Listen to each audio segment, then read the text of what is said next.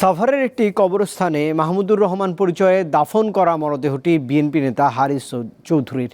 কবর থেকে দেহাবশেষ উত্তোলনের পর ডিএনএ পরীক্ষার ফল তার মেয়ের সঙ্গে মিলেছে। এ বিষয়ে প্রতিবেদন দাখিলের পর হারিস চৌধুরীর দেহাবশেষ তার শেষ ইচ্ছা অনুযায়ী পছন্দমতো কবরস্থানে বীর মুক্তিযোদ্ধা হিসেবেই যথাযথ সম্মানের সঙ্গে দাফনের অনুমতি দিয়েছে হাইকোর্ট।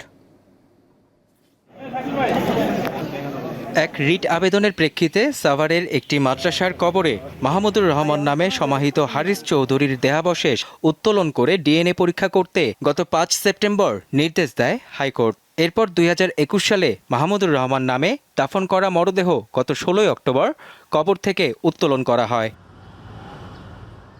ডিএনএ পরীক্ষায় হারিস চৌধুরীর সঙ্গে তার মেয়ে সামিরা তানজিন চৌধুরীর নমুনা মিলে যায়, যার মধ্য দিয়ে হারিস চৌধুরীর প্রকৃত পরিচয় নিশ্চিত হওয়া যায়। এমন প্রতিবেদন উপস্থাপনের পর রিট আবেদন মঞ্জুর করেন বিচারপতি ফাহমিদা কাদের ও বিচারপতি মুবিনা আসাফের সমন্বয়ে গঠিত হাইকোর্ট বেঞ্চ।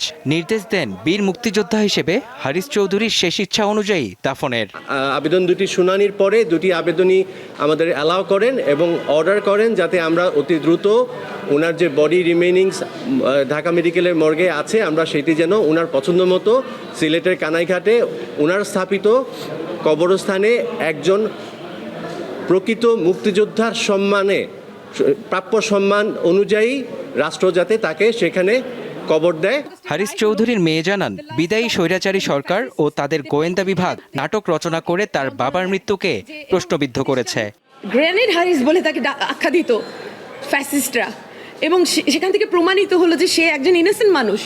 তাকে মিথ্যা একটা বর্বরচিত একটা হামলায় যেটাতে এতগুলো মানুষ মারা গেছে সেটাতে তাকে অ্যাকিউজ করে নোংরাভাবে একটা প্লট করে ষড়যন্ত্র করে তাকে ওই মামলায় জড়িয়েছে। আরও মামলা পেন্ডিং আছে, সেখান থেকে সে আস্তে আস্তে বেরিয়ে আসছে, কিন্তু সে নেই সেটা দেখার জন্য।